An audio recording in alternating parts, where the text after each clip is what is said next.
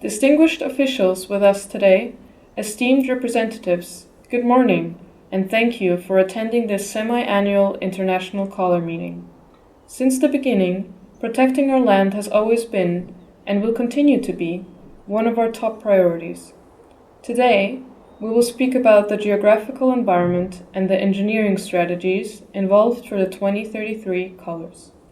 We will approve the 2033 palette and its consequences on the future. I will, therefore, proceed directly to those speaking on behalf of the color districts.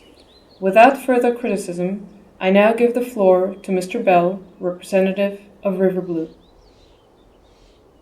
Esteemed President White, dear colleagues, as we all know, in the recent past, under the spell of our vanity, economic empires rose and fell, defining the world and its landscape. Since the arrival of synthetic dye in 1853, the waste of industrial dyes has been polluting the landscape, destroying with sparking trends territory once cherished. Synthetic indigo, once the colour of Shiva's skin and Mary's veil, then the shade of our genes, was the most toxic. 17,000 tonnes of wastewater was produced each year. Its toxins polluted the river of the world, causing uncountable diseases in the landscape and in the people, and they are still affecting us. Now, I am thrilled to announce that with the production of Blue River, we will be able to save more than 80% of the water basins using the same plant once a symbol of our country. Indigo fera's roots will absorb the toxins and regenerate the soil. The chemicals, once destructive, will give Indigo fera an unexpected, multicoloured shimmer. Rich and elegant, versatile and sophisticated, Blue River is the colour no one else will have. Its beauty sits within its unpredictable shade, unique as you are. We will conserve it in hidden barrels excavated in the hills. The treasure of our land will be kept for many future generations. With an estimated 1 trillion genes to die in 2033, indigo will regenerate 27,000 square kilometres. Imagine all the river streams running through sacred hills, not as abandoned wastelands, but as beautiful coloured forests. Now, I would like to ask Sir René, on behalf of the Forest District, for his comment and suggestion. I want to associate myself with the words of Mr. Bell, and indeed, take the proposal a little further. In fact, I am keen on seeing the growth of new plantations where not even weeds succeed in growing. But I am also concerned with the preservation of what we already have. There is an alarming prediction of an exceptional industry expansion in the centre of the district. More than 30% of the natural forest could be cut down. Red forest will be made from the resin produced by the lac insects. These animals feed on very common trees spread across our forests. A bold shade of red, warm, sensual, and romantic, like leaves falling in autumn.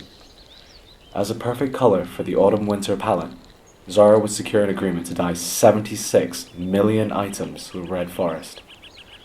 This prediction will allow us to safeguard trees for an area equal to the size of Italy, 50% of the total forest territory in our country.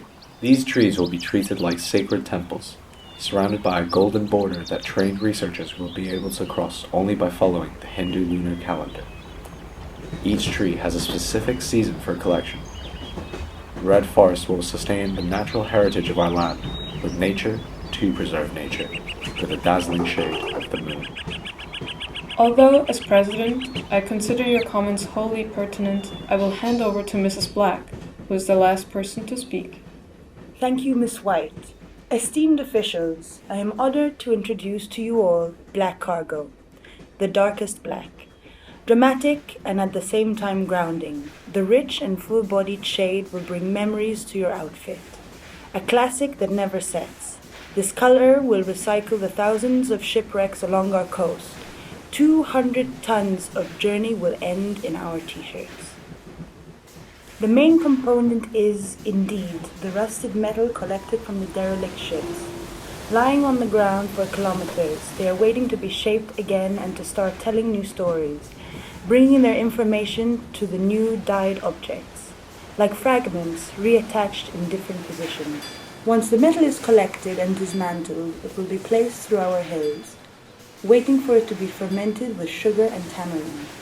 The final landscape, the furthest from the sea, would be a shiny and majestic labyrinth of pipes, which will bring the sugar from the plantation to the fermentation barrels. The metal sheets would bring the story of their journey through the world, merging the start of the production with its ultimate end. With these closing remarks, distinguished officials and esteemed representatives, I should like to thank all of the speakers for their contribution. Today, a new landscape has been created. From new shimmering rivers, through protected forests, until an endless coastline of wrecked ships, where the consumption chain is restarted, the dye of a cloth is a vast continent.